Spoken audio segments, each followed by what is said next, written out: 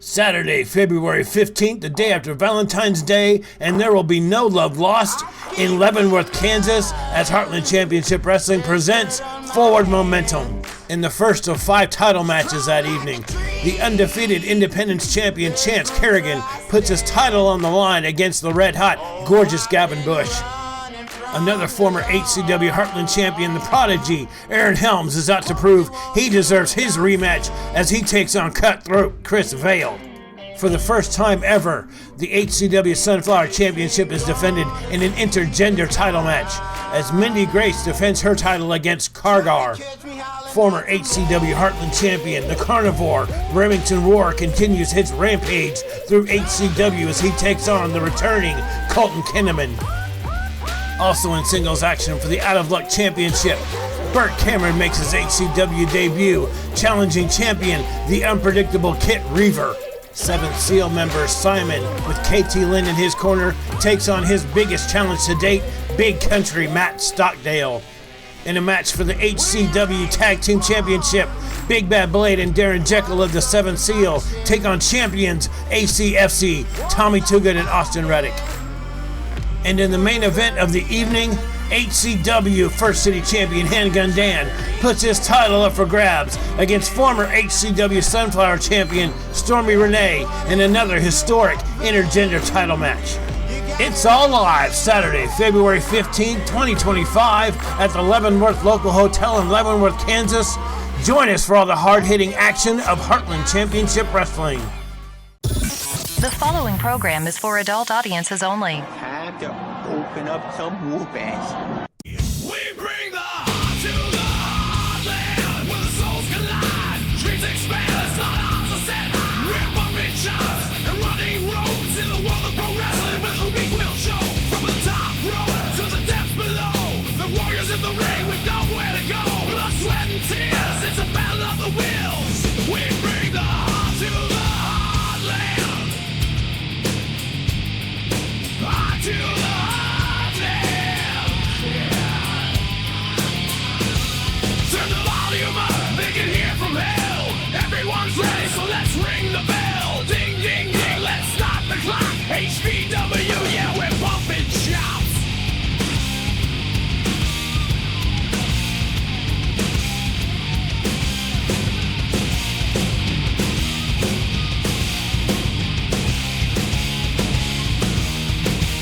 Welcome back to HCW's Bumping Chops, where the chops hurt and the words mean nothing.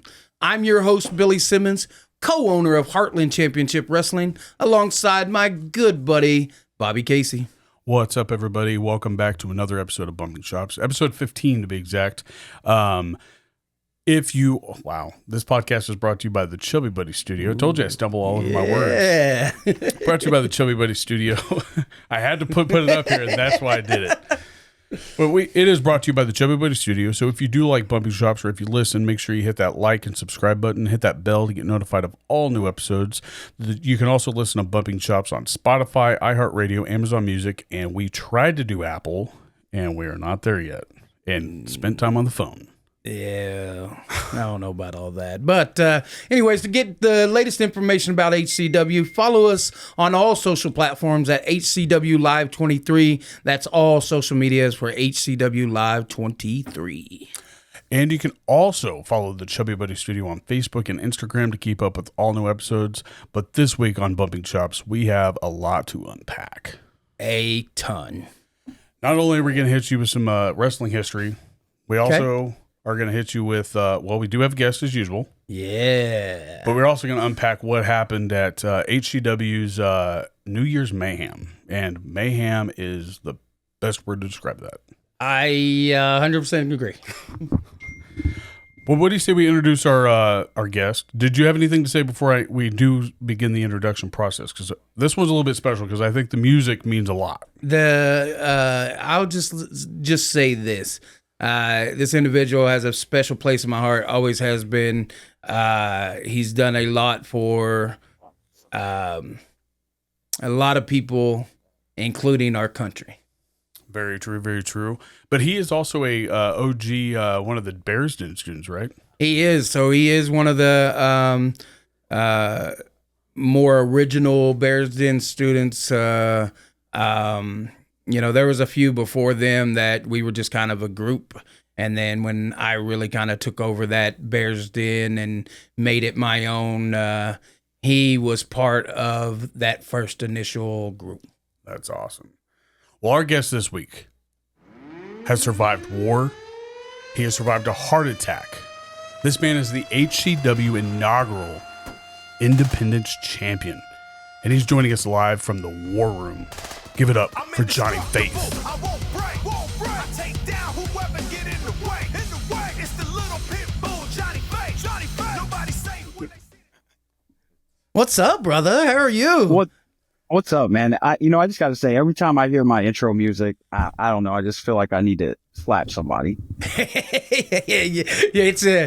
It's on point, man. It fits the character perfectly to the T, fits you perfectly to a T. Great job. Shout out to whoever made that.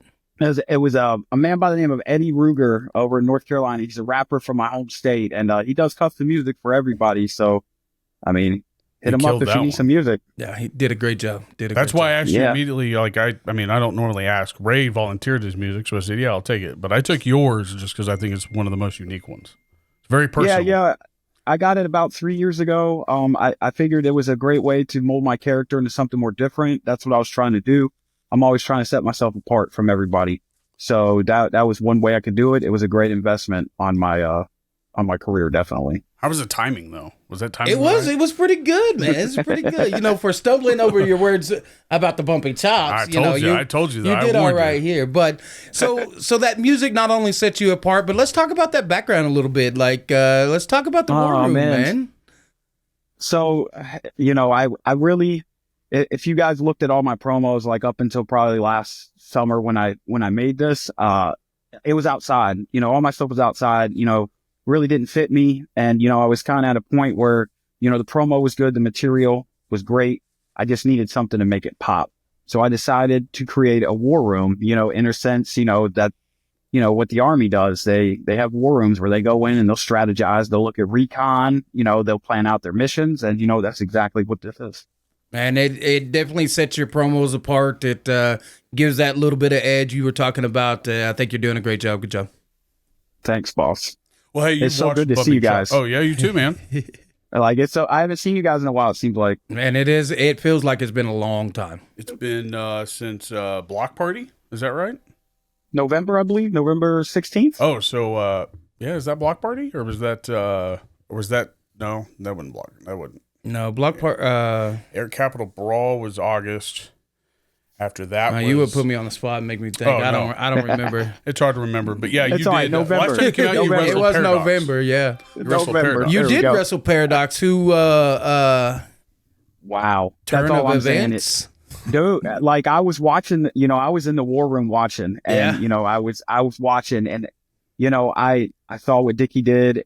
Strip away the title, whatnot. Because of injury, and that's cool. Heal up, champ. You're gonna get it back, like I told you. You're gonna get it back. I promise. Just heal up. But that turn of events right there, that was just, I was shocked at the end. I was thinking Hector might have taken it home, because Dickie was right there and I was waiting for something to happen, and then Paradox what goes around with the gold. Exactly. Sure. He put his foot in his mouth, Sometimes money just can't buy everything, and I think no, I really can't. If he had went out there and handed him that money and, without the beating that Hector tried to give to him after getting the money, like you can only push a man so far before he says, you know what, the money ain't worth it. Yeah. And it's like Helms was saying, Helms on the commentary, he was like, that's not the Paradox I know at the beginning of the match. And then once Paradox pretty much gave it to Dickie and was like, I'm not going to take it. And, was really hammering on Hector. That's when we saw the Paradox we knew, the Golden Boy. It's not the Paradox we've seen the last, 4, 5, 6, 7 months. Right. Maybe that was you. I mean, so yeah. Maybe I could have done something, but Colton did some shady stuff as well. So yeah, I do agree there. He did do some shady stuff. We haven't seen Colton in a little bit. Maybe he's biding his time until you get back or whatnot. But what he did to your eyes and stuff, I don't think that's forgivable. No, I mean, it was a near miss. Like I said, it was a close call. Nothing really happened, but I did get the tail kicked out of me in my own driveway. So, what goes around comes around, definitely. And, it's going to come around to 𝐂𝐡𝐮 Alexander. I can tell you that. Awesome. So just to sidetrack from wrestling, we'll get to that in just a little bit, but let's talk about a little bit of what you got going on, man. I think it's well known that you trained with me at the Bears Den in Salina with Stormy and Megan and Bruisador and a couple. But now you're taking that training and going and getting you a lot more training. Let's talk about that for a minute. So I got the opportunity. A matter of fact, I leave in 2 days, I guess, Saturday. I got the opportunity to go to Knoxville, Tennessee and train with Dr. Tom Pritchard at Jacobs Pritchard Wrestling Academy for 3 months. And I cannot tell you how nervous I am, but I am super excited to learn and take, like I always say, take what you taught me and just take it to that next level. And that's awesome. I've been keeping up with you. It looks like you've been working hard on your cardio, staying in the gym, making sure you're prepared as best you can be to get down there and prove to them what war-driven Johnny Faith was really about. So I'm proud of you about that. Appreciate it, boss. Yeah, I've been working really hard. The gym has been something I've instilled in myself at least 5 days a week. It's like Bobby mentioned, I am a heart attack survivor, so I got to stay in as best shape as possible. But before you actually stopped talking, you had ended off with talking about the resilience after suffering a heart attack and knowing that you have to do what you have to do to succeed. Yeah. So yeah, I really just, for probably the last 8 weeks straight, I would say I've really been consistent on my fitness and all that. Pretty much ever since I got the green light that Tom accepted me to come to school, I decided, I was like, this is do or die. I talked to my wife, I talked to my kids, I talked to my family about it. I was like, I'm almost 40 years old. I got the necessities, thankfully, I got the assets. And I'm blessed in that department that I can move to Knoxville for 3 months for this opportunity. So I need to put everything I have into it. So for the last 8 weeks, pretty much straight, I've been in that gym. That's fantastic. I think that's a testament. It takes a lot for someone to come back from a heart attack to get back in the ring. And the fact that you've driven yourself to do not only that, but now sign up for Dr. Pritchard's Academy and go to advance your training and stuff is just fantastic. Yeah, I'm just actually grateful and blessed for the people around me, like my wife and my kids, because if it wasn't for them, I wouldn't be going. I kind of just, I keep them in front of me. I don't even think of me as a person anymore because I got to put them first. So, I'm always last. And, I came to my wife about it and was like, he's got this date open in January. He's going to start. Obviously he had to push it to February, but, right. And I was, all right, I'll apply, filled out the 4 questions that they asked. They sent me an email and was like, all right, we'll fill out this one, so they wanted a more in-depth application and all that. So I filled that out and, then they called me and was like, hey, you're in, we'll see you in February. Heck yeah. So how many people's going to be in that class? So I think there's about 10 of us. Nice. I think there's about 10 of us, and 5 of us are actually living in the same spot. Oh, heck yeah. And the other 5 are pretty much living in the same spot or they're local to the Knoxville area. So it's going to be interesting. It's going to be like a real world type pro wrestling scenario, JPWA type thing, because, we got 5 different people in my house coming from 5 different parts of the country, or actually the world. We got a guy coming from Canada too. So, nice. So it's going to be very diverse, and I'm very excited. I am, the way it all fell in place really was a blessing, and I'm excited. Well, for listeners and myself, why don't we who is Dr. Pritchard? What is he known for? Kind of like that, in case anybody doesn't know, kind of like myself. That way I can be excited too. So he's he trained a lot of WWE guys. So he trained The Rock. He trained Kurt Angle some. obviously he's partners with Glenn Jacobs, aka Kane, and they run that school together. And, he's very famous. He trained Natalia, and they still visit regularly. He's got a lot of people in the NWA right now, like Kenzie Page, the NWA women's champion. She trained with Tom.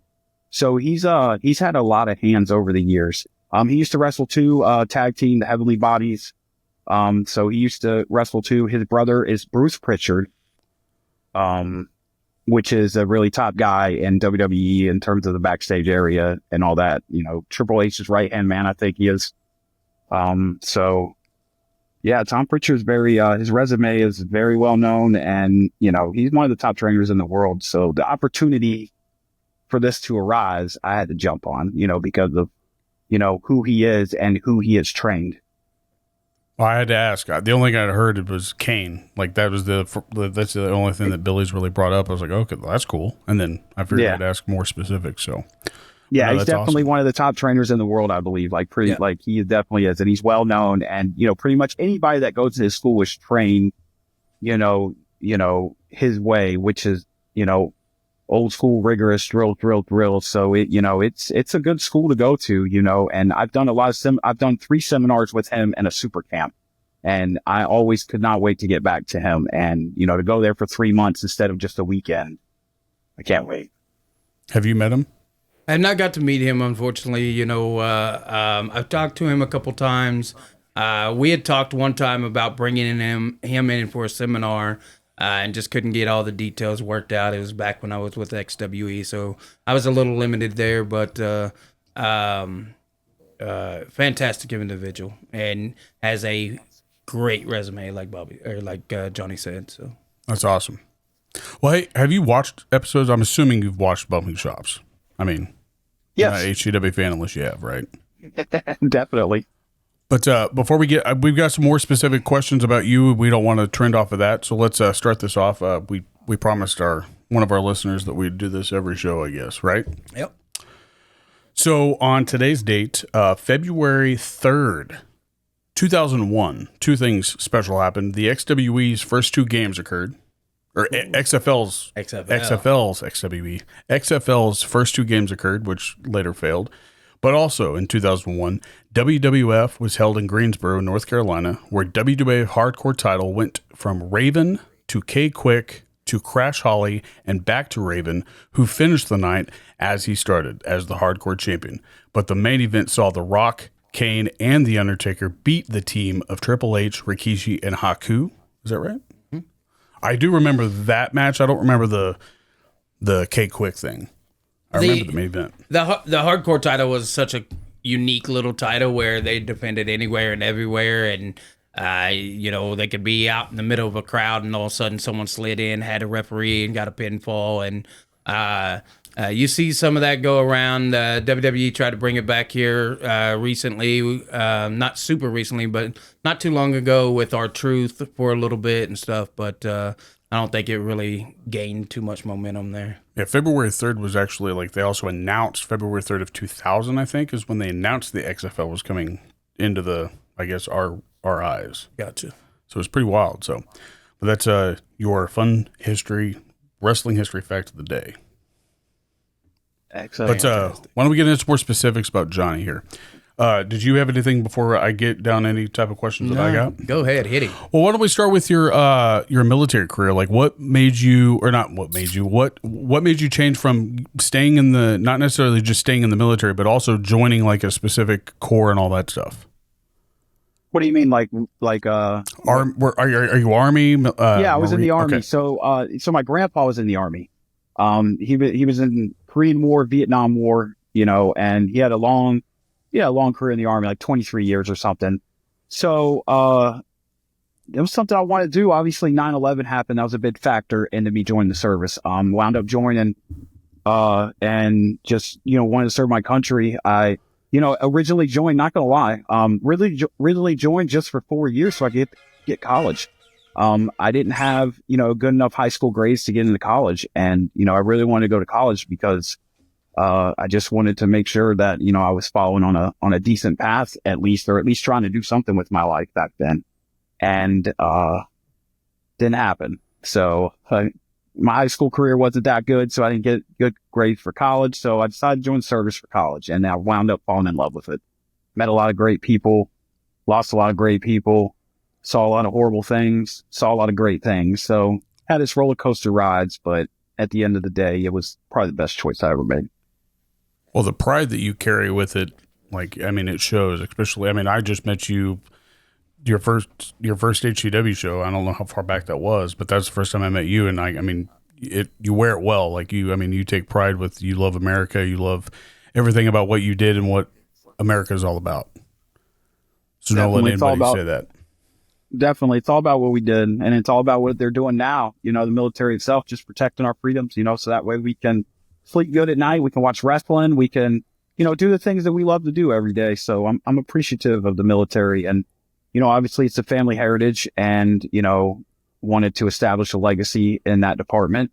And then eventually me and Grandpa followed in the same path once again with wrestling. So now you're in wrestling after you got out of the military. I'm assuming is when you started wrestling. Is that right? I took a couple years actually, and went to Kansas State. As soon as I got out in 2015, went to Kansas State as a college student. Didn't like it.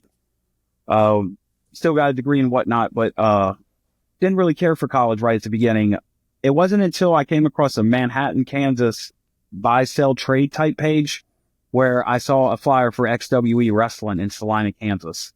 And I can remember it was the show in January of 2018 was my first XWE show. It's the first time I ever knew professional wrestling was even in the area.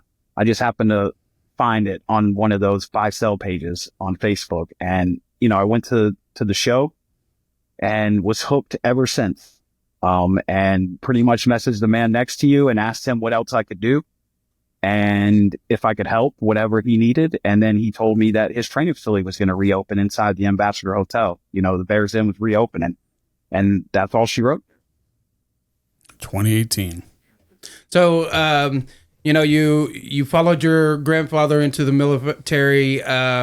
You also followed him into professional wrestling. Let's talk about that for a second. Give us some history about your grandfather, please. All right. So really, Billy, and this is crazy because, you know, I really didn't know a lot about his history.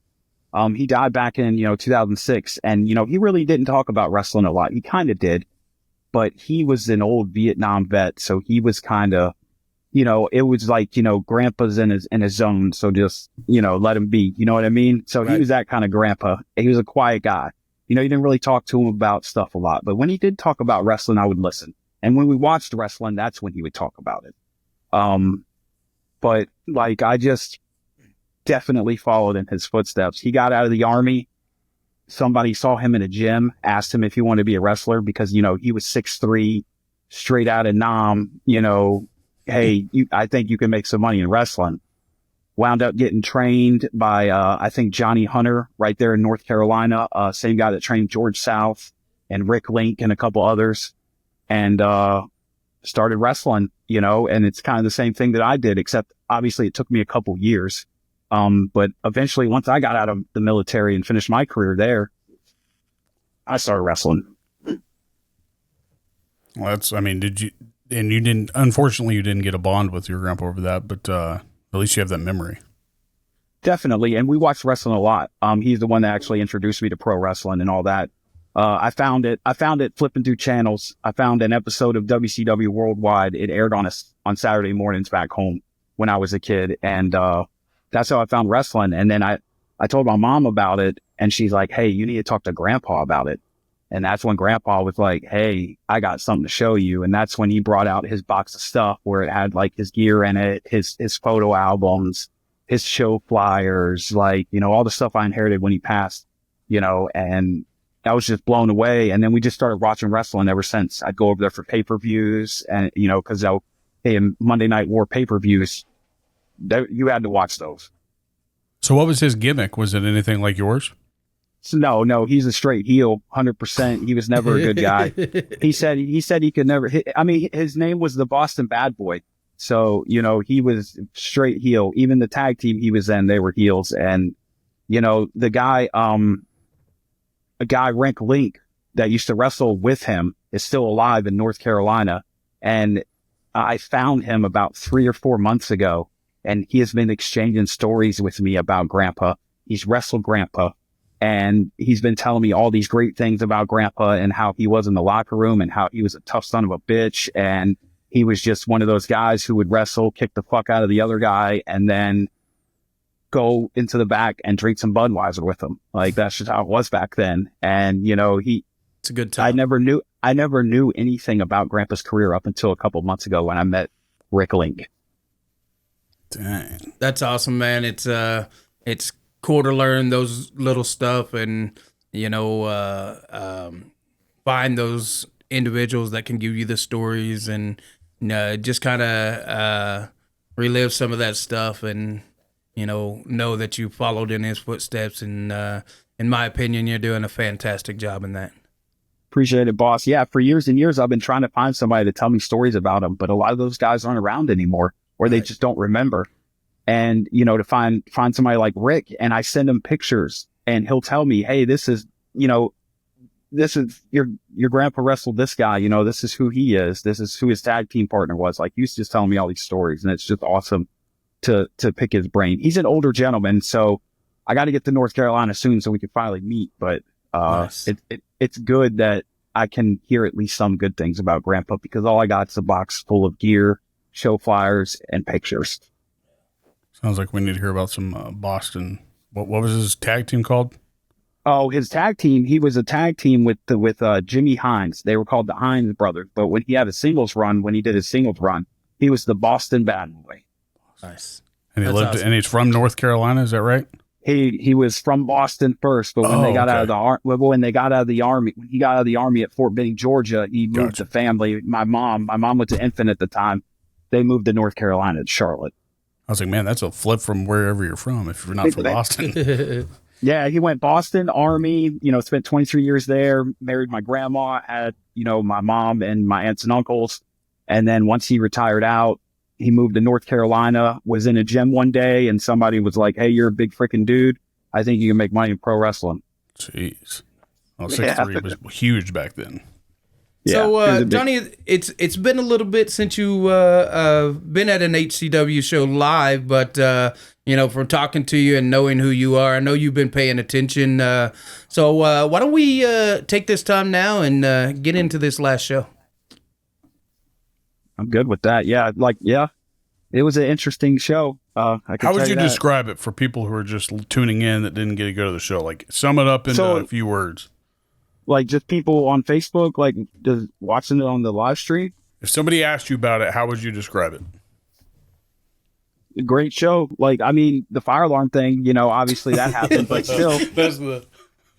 But the only good thing about that was I was so glad that it happened after that match was over, because that match was so freaking good. And like, I didn't understand what was going to happen, obviously. And, for somebody who has never been to an HTW show, that's what you should expect when you go to an HTW show. You don't know what's going to happen. Yeah, all right, fire alarm might get pulled. Like, somebody might get tossed into you. Like, I mean, it's a great show. It's a great time. It's kid friendly. Like, it's fun for the whole family. And that's not a cliche statement. Like, it actually is, because there's something for everybody there. And that's why I like HCW, because all the diverse characters and people and personalities, they adapt to everybody, all the fans that come. Every personality that walks through that door, somebody can relate to in that locker room. Right. And that's what makes it special. Sorry, you were cutting out.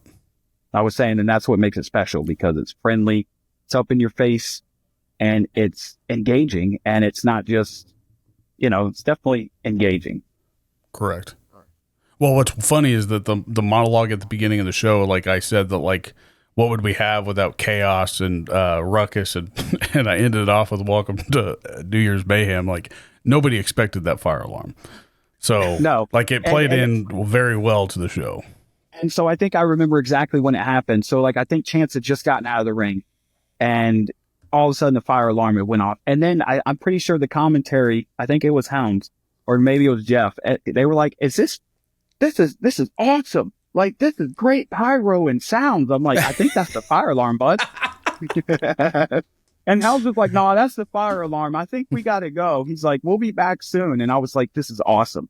And, you know, I told my wife about it. I was like, man, the fire alarm went off. I was like, you know, I hope they freaking can get back in there quick. Everyone thought it was an intro. Right, it was And crazy. yeah, Well, like- and it was right after the Seventh Seal came out and Yeah, put a that's what beat I'm down on saying. Chance. So Yeah, it was right after Blade and them did that he threw him into Blade on that bloodbath, and, you know, he rolled out of the ring, and I thought something crazy was about to happen. I think everyone else did too. We didn't realize it was a fire alarm The heat was measured by the room, not a fire. definitely. Because, like But I said, that was unexpected. You know, the thing in the main event was unexpected. You know, that was unexpected. I mean, obviously Ray being hurt and, you know, getting stripped of the title, and, you know, Hector sliding in there and Paradox walking home with the gold. It was just definitely a lot. It was unexpected. It was a big swerve. for sure. All right, Bobby. Well, let's start from the VIP match. Let's break this show down. Like you said, it's very unpredictable, so you never know what match you're going to see first, especially for a VIP show or a VIP match. So our first one was for the Sunflower title match. So HCW's debuting Nibiru, right? Yeah, Nibiru. Nibiru versus the HCW Sunflower champion. I about said Heidi again. Wow. Mindy Grace. Poor Mindy Mindy. Grace. Sweetest tea. Sweet as tea she is. But that's not all. Wild shit happened. Like you said, it's wild. It is wild. Mindy came out victorious in that match. A pretty solid match and showing for Nibiru. But Grace That's good to hear. pulled that out got out on top with the victory. Only for KT Lynn to come out and distract her while the Monster Blade decided to slide in. And I can only think that he's just out to destroy everything with Chance, and so he attacked his wife and hit her with the bloodbath. But to everyone's surprise, or not everyone's surprise, Chance was right there, ducked a big line, kicked Blade in the mouth, out the ring he went, and then KT Lynn kind of brought him back, made him back him up, didn't let him finish what they were starting. So riled the dogs back up. But they made it personal for sure. Bringing us to match one. Okay. We had another debut, is Mr. Derek James versus Camaro Jackson, the one that I like to call America Muscle. That is not his nickname, but that dude is stout, and nobody can prove me otherwise. Yeah, do you know much about either one of those, Johnny? Yeah, Derek James, he's from Oklahoma, correct? Yes, sir. Yes, I definitely know who Derek James is. And obviously Camaro Jackson he wrestles for WLW out there in St. Louis. And he's like their heavyweight champ or something right now. He is the, I believe, and they are now NWA affiliated. So he is the They NWA, is it MLW or WLW? I think it's, okay. He is their heavyweight champion, and a great champion at that. But him and Derek James brought the fight to him, Oklahoma kid who just moved up to Kansas here recently. So we'll probably see a little bit more of him. That's cool, man. Yeah, he's a good coming in. But Camaro got a big victory there and continues his reign in HCW as one of the top dogs. Yeah, And what was I that, like his what. third match. Yeah, I believe so. Yeah, I think that was his third match at HCW, and everybody knows when they hear Camaro Jackson. Correct. Definitely. He's definitely a force. But right after that match, we had Heidi actually came out and kind of she put something on cue for us to kind of let us recognize that Mr. Kit Reaver was not available, but she came out and addressed the audience. Wasn't it right after match one? Yeah, it was right after match one. Yeah, Kit Reaver was dealing with some family stuff, and so couldn't be there. He was scheduled to do an open challenge for that Out of Luck title he has, and Heidi came out and said, you know, he might not be there this show, but she wants a shot at his title, and challenged him for February 22nd for the Out of Luck title. Wow. It's going to be exciting.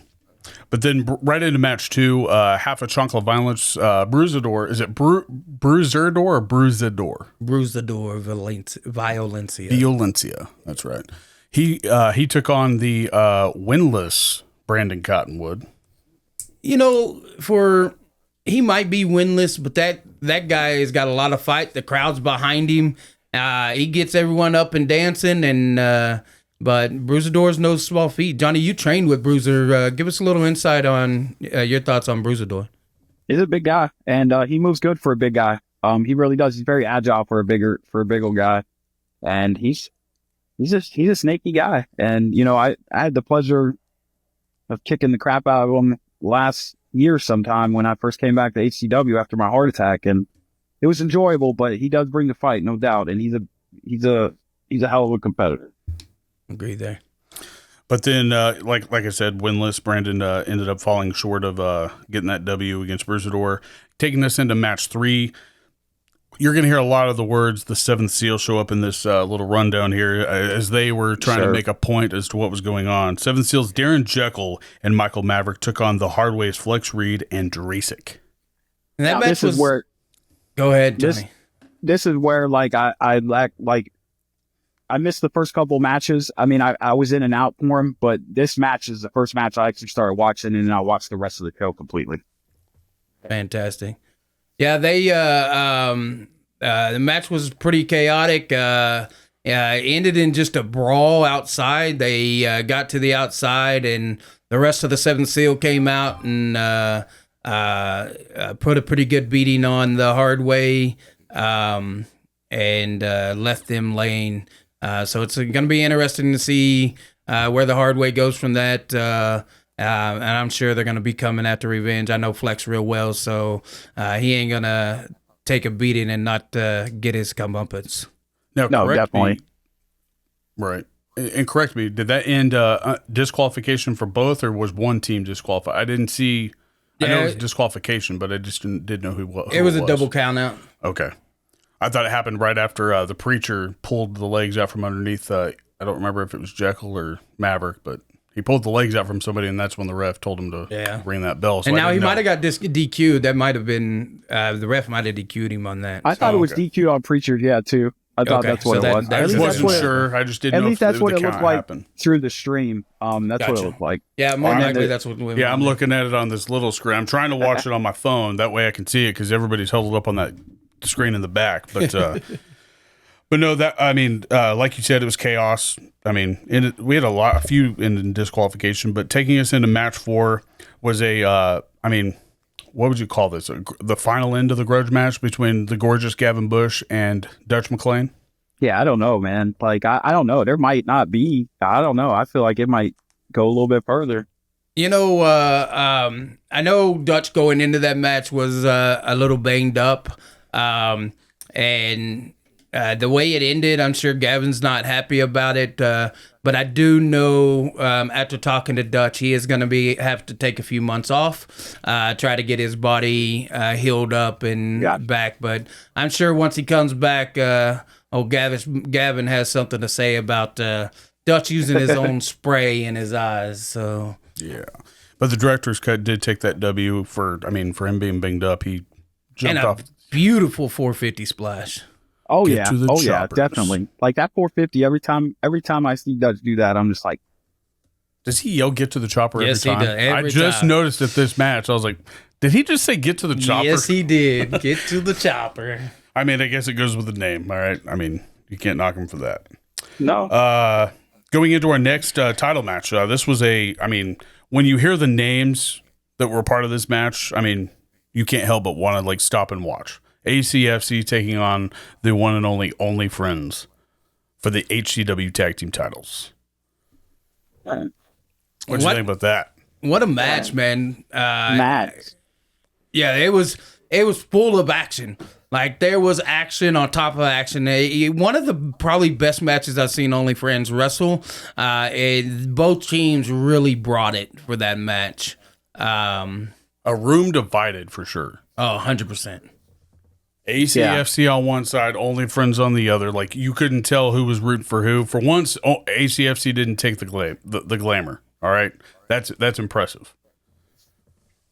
That is super impressive. Like ACFC commands a lot of attention. They're red hot and been on a huge win streak, and Only Friends was right there competing with them. And then You talked about the Seventh Seal making their name known this show, but let's talk about the end of that match real quick. Man, the end of that match. That's one of those swerves I'm talking about that the fans don't expect. Like, you have no idea, and then bam, that happens. Yeah, and so that group's called the Coda brand. They are a group out of Oklahoma, and they've come up. They talked a little bit with me a few times, and when I seen them at the show, I asked them, hey guys, how you been? Appreciate you coming. Wasn't sure what was going on, and they made a big statement, in my opinion. Definitely. Now, I haven't seen the most recent episode of Calling All Sassholes, but I believe they get into I guess, was there something that was surrounded by Coda and Logan? Or was it Faith? Or was it Coda and Chance that there's ties to? No, so it's Coda. The Coda brand had some ties with Logan from down in Oklahoma. So okay. I don't know what brought it in, but from what Coda brand says, they're after the HCW tag titles and making a name for themselves. So we'll see what happens. They ran by me and I didn't know what to expect. I was like, what was that? But that also got DQ'd, keeping ACFC's your HCW tag team champions. Taking us into right before the grand finale of our interruptant. Match 6 was Independence title match. Johnny, you're very you remember that very well, don't you? Definitely. love to hang that up right behind me some point. I got the original one right behind us. So, I mean, yeah, that heavy son of a gun you carried for a while. It's putting a dent in my file cabinet. But no, that was for the Independence title against again Seven Seals Simon versus the undefeated HCW champion Chance Kerrigan.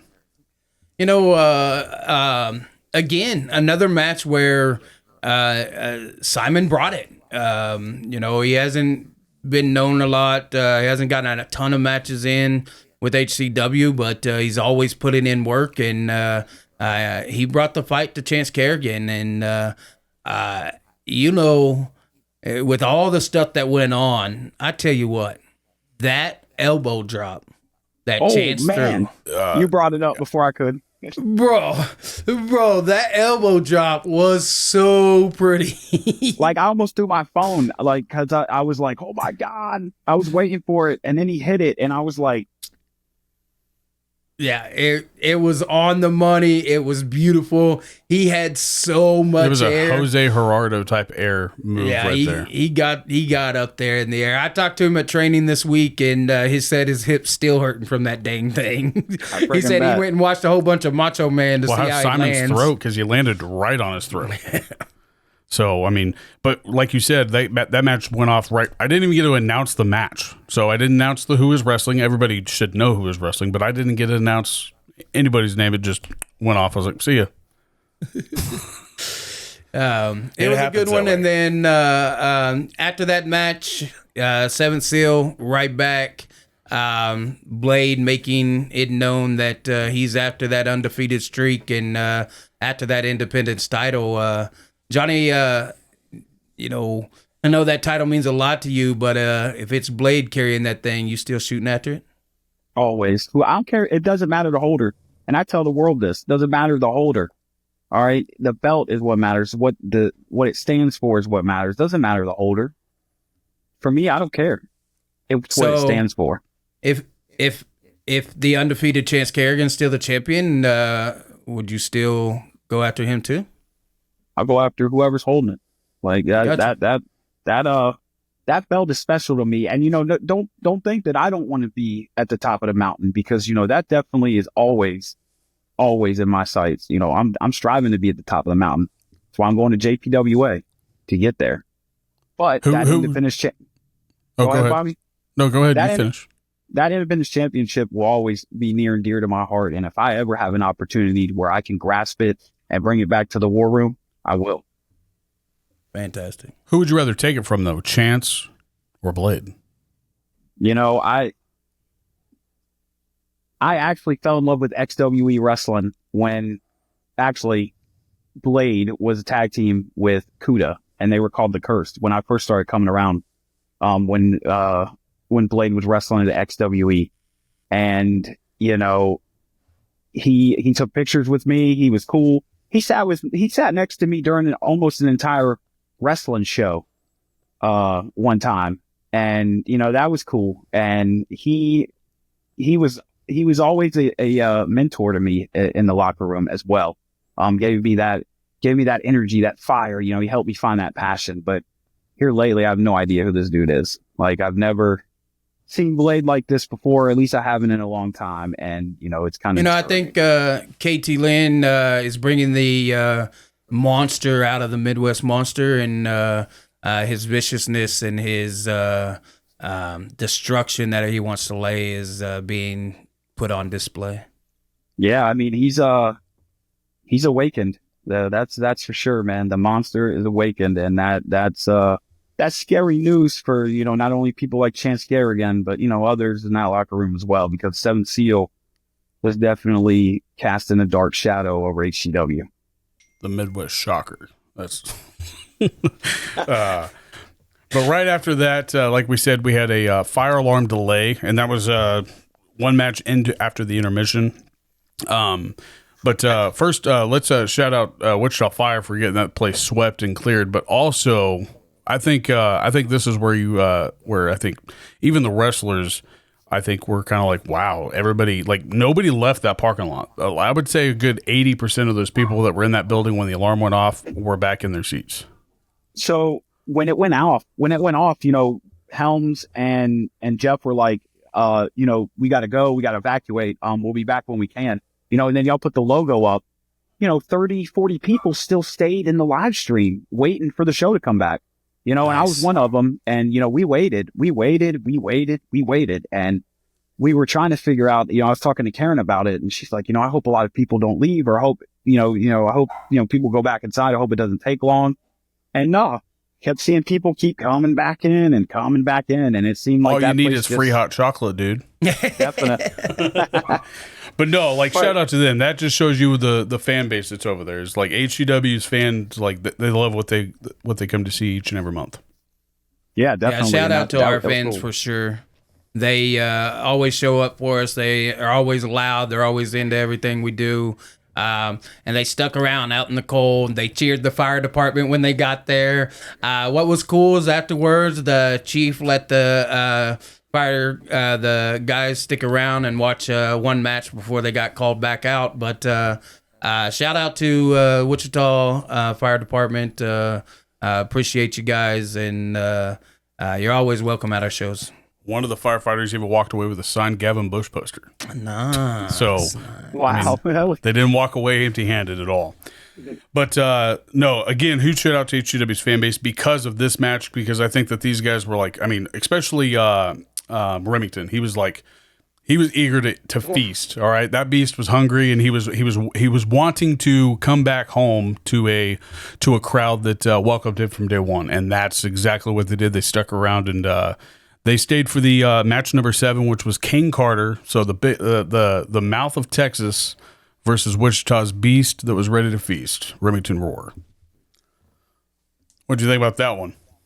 Dude, I'm pretty sure Kane hit Remington with a pile driver in the middle of that match at some point, and I was like, oh, because you don't really see pile drivers. I mean, you kind of do, but to see Rem and to see Kane, just two big guys just slugging it out. That is what HCW is all about. Like, it's just to see who is the better man, and they definitely showed, by just trading blows after blows, and it was good.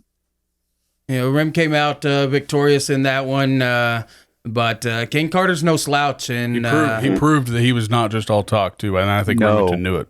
I agree. Me too. But what's up? No, I said I agree as well. Oh. Yeah, they're both. I just don't want to cut you off if you have something to say. That's all. That's why I keep asking. No, you're good, Bob. But no, our main event. I mean, this goes to show not just the fans and also the people that show up for each and every show to set up and all that stuff. Like the stuff that they go through is real. Like you're a military vet. I'm sure that you've been through stuff, and I'm sure you know people who have been through stuff, whether that be from injury or something that you've been through life. But I think this kind of showed that the fans they're behind Ray. They were 100% behind Ray, and I think Ray feels it. Yeah, and it was heartbreaking to go out and confirm Dick Richards' allegations about Ray not being cleared, and have to strip him of that title.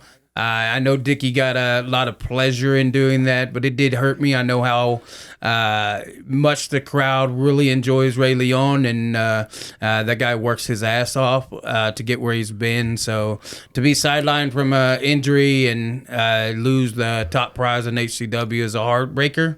And I think there was a couple pictures online from our guys down there that really captured that moment. I'll find it. But then, Dick Richards brought Hector De Oro in and tried to pay off Paradox to just lose. Yeah, and, it might have worked if, Hector didn't want to just put a beating on him. Finally, Paradox had enough and dove outside on Dickie and... I think at one point hit him with the money, and the money went flying everywhere. And Paradox back in the good graces with the HCW crowd, back to that baby face that we've all known him to be, and now holding the top prize in HCW, and that's that Heartland Championship. Yeah, for once he got a pop that was positive at the very end of that. But now, do you think that was because of the turn of events, or do you think that was because they beat, beat Dick and Hector? I mean, everyone's good, like, people don't like Dick Richards, but Paradox could have just took that money and lost. Right. Like, he's a fighting individual. He always has been, and that's why I told him when I walked out of that ring, I said, think about what you're doing here. Like you don't want to just sell out. Right. And I went on to the back, and I don't know if those words set in or not, but he decided that he wasn't the coward and taking the easy route out, and he's now the HCW champion. Yeah, with holding that title comes, more responsibilities, I think. Oh, for sure. And I'm sure Dickie's got all kinds of plans for him because I don't think this is the last we're going to see of him sending people after that belt. I don't either. But I did have a couple questions. I mean, Dick did come up to me and ask me for one of the cards at the very beginning of the show. I didn't know what was going on. I don't think anybody really expected that, first of all. But I was kind of curious, like, what would did you plan on pulling Ray from that title, or was that like something that was maybe brought to your attention later? The fact that he wasn't medically cleared was brought to me later on. I knew he'd been dealing with some stuff from that cage match, but Ray kept telling me, I'm going to fight. I'm going to work. I'm all right. I'll do it. And, I got to believe my wrestlers. Like, that's part of my job is, trusting them, believing them. And he never told me he wasn't hurt. He just said he'll fight. And, if you know anything about Ray, he don't care if he's hurt. He's going to fight. And I got to look out for guys. And, once Dickie went out there with that whatever, I couldn't have gotten the paperwork because I was easily able to find it, made a quick phone call, got the confirmation, was able to get out there before Dickie did too many shenanigans and, confirm that what he said was actually true. But I didn't have plans on stripping Ray of that belt, but Dickie is 50% ownership. So, he made that call, and I have to. And he could have done it way before the match even started, but it's Dickie. Yeah, for sure. But that was, like we said, it was mayhem from beginning to end. The entire show, crowd was loud as can be, especially the tag team match. I think that was the loudest match of the night. That's who I would dub that to, was ACFC and the Room Divided, just like the AFC Championship with the Chiefs and the Bills. Like, that was ACFC was the Chiefs and Only Friends was the Bills. But moving on to next, our next show. I guess actually the show before Wichita, we have one in Leavenworth, Forward Momentum. That's February 15th. Is that right? Yeah, I believe so. February 15th. It's the week before Wichita, right? Correct. Yeah, the 22nd is Road to Legacy, and then Correct. the week before that is Forward Momentum. In Leavenworth, Kansas, we're back. First show in Leavenworth of the year. Handgun Dan will defend his newly won First City Championship. And we've got a big show planned for that Leavenworth crowd, and hope they come out and support. And we've got people from Wichita talking about coming out and watching, so we'll see how things go. And then 1 week later, we return back to Wichita, Kansas, for Road to Legacy. Which is the Legacy is HCW's essentially WrestleMania for the local people here in Wichita. So for people who are wanting to check that out, you guys will start selling tickets early for that show, right? Correct. Yeah, those sold out immediately. The VIP sold out immediately last show, right? Yeah, the VIP sold out pretty quickly for that. So if you're looking for VIP, get them early and as quick as possible. Also, coming up for Road to Legacy, let's not forget that they are having another raffle for Angel and Chunkle Vance's other tag team partner. His accident, sadly, he lost his brother-in-law. Is that right? Right. And they're holding a. Is it going to be a raffle, or is it going to be like you have to buy, like you can get so many tickets for these chairs that somebody made, right? Yeah, so we're gonna raffle these. You can buy tickets. Tickets are $10 a ticket, or you can get 3 for $20. All the proceeds go to Angel, and those chairs were donated by. I didn't see who donated them. I just know that that's what they were raffling. It's on our list. I forget right now, so that I was looking for it. I just couldn't see who. Oh, here we go. Boogie Builds. Yep. Is that right? Donated by Boogie Builds. Okay. Correct. I didn't see that part. And they're very nice. They're very comfortable. So we'll do the chairs for Road to Legacy, and then we will do the bench in March. So it will. So 3 separate ones, or is it? No, it'll be just 2. We'll do okay. the chairs together, and we'll do Gotcha. the bench by itself. Good opportunity to win some cool outdoor furniture or indoor furniture, whatever you want to do with it. Those things are comfortable. And give back to a wrestler that's going through it a little bit and needing some help from his fellow compadres. So we're doing everything we can to help out. And also shout out to the photographer, like you were bringing up earlier. His name Mason Coley Creative. There you go. That dude does some fantastic work. Oh man, his pictures are great. Yeah, he captured a lot of good moments, For sure. even with me and my mouth open. So I'll take it. Mm-hmm. But no, that is HCW's next 2 shows. Make sure you're following them on Facebook, like Billy said earlier, at HCW Live 23, and that's on all socials. We still got some more time left. Why don't we get into a few more questions for Johnny? Do you got time? Yeah, let's do it. I just had a couple more. Johnny, before you became a wrestler, what was your ultimate goal? Like when you actually signed up, did you have like goals before you actually signed up, like where you wanted to be? Like obviously, like you still needed to sign up and try out first. Is that right? Yeah. What do you mean? Like when I first started wrestling? Yeah, when you first started wrestling, what was your ultimate goal with that? Was it just to be able to say, "Hey, I did something that my grandpa did"? No, I mean, the goal was to always follow in his footsteps, I guess. I'd done it in the Army, and then, like I said, I had never had the opportunity to train to wrestle until I met Billy. And, once he opened the Bears Den again, I was all in, obviously. If I could follow in his footsteps once again and create another legacy, then why not do that as well? And plus pro wrestling, was always the thing that kept me through. It kept me through the deployments. I watched pro wrestling all the freaking time overseas. Like it kept me alive. Pro wrestling kept me alive more times than I can count. And the man sitting to your left has done the same as well. Well, would you say that there's anything that you took from the training that you got with Billy, like that you maybe didn't receive in the military? Like, is there anything like that you could probably fall back on that, like, you feel like you're comfortable with? Well, Billy taught me a lot. I mean, he taught me to be humble in this business and to not take things for granted and to always put in the work and to never half-ass it. So that's what I'm doing. I'm not going to half-ass it anymore. My heart attack really jumped a lot of things into perspective for me in terms of what I want out of the rest of my life. And, you know, going to Tom Pritchard School is really, you know, one of those things that kind of just fell into place, kind of like how I met Billy, and pro wrestling fell into place for me when I got out of the Army and was very lost and, you know, was heading down dark paths. And, you know, bam, there was pro wrestling. It saved my life. You know, last year I have a heart attack, almost die, and bam, pro wrestling's about to save my life again and get me back into a better shape than I ever was. That's awesome.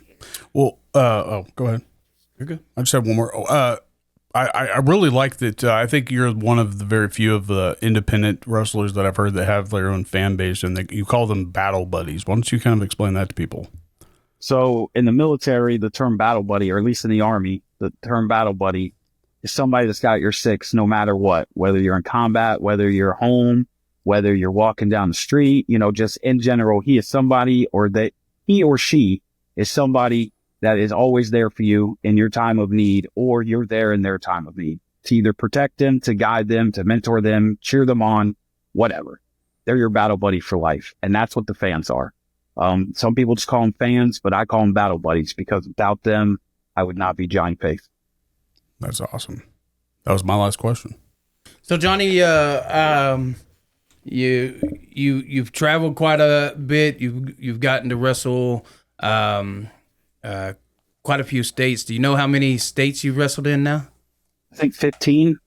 Nice. So so one of my goals when I first started was to try to hit all the states. You got any goals like that? You got any goals where like you want to get overseas? Do you want to do anything like that? I would really like. I would like to go overseas to England. I would also like to go to probably, I don't know, go try Texas. I'd like to wrestle in Texas. I've never wrestled in Texas, and I know there's a lot of wrestling down there. And you know, I've always wanted to wrestle in Texas, and I just never made it there. But which is really weird being one of my kids that you've never been down to Texas, because a lot of times I take my kids down to cut their chops down there. So that is kind of weird. I know I never went to Top of Texas or anything. So like I don't know. It just never happened. I don't know why. Never went to Amarillo with you, but that is one spot overseas in England, and Texas. It's definitely, I've already wrestled in all the states I've wanted to wrestle in, my home state and pretty much states all my grandpa wrestled in. Fantastic. Man, did you have anything else you want to highlight? I mean, I don't, man. Why don't you give us your socials for people to follow you and where they can check out any of your videos and stuff like that? So TikTok, Instagram, X, Facebook, it's all the same, at JohnnyFaith704. So if you look me up pretty much anywhere at JohnnyFaith704, you'll find me. And I'll tag that in the video description too, so that way people can click on it from the video, or if they're listening on Spotify. Yeah, well, Johnny, man, you just got a couple weeks before Jacob Pritchard's Wrestling Academy. Go down there, kill it. You always make me proud, so I'm not gonna say go down and make me proud, because you've done that time and time again. I'm gonna tell you to go down there and do what I know you can do, is put every ounce of your heart into that training. And buddy, you have just been chopped with bumping chops. Appreciate you, man. Later. Thank you. We bring the heart to the heartland, where the souls collide, dreams expand, not arms are set high. We're bumping chops and running roads in the world of pro wrestling, where the weak will show. From the top row to the depths below, the warriors in the ring, we've nowhere to go. Blood, sweat, and tears, it's a battle of the will.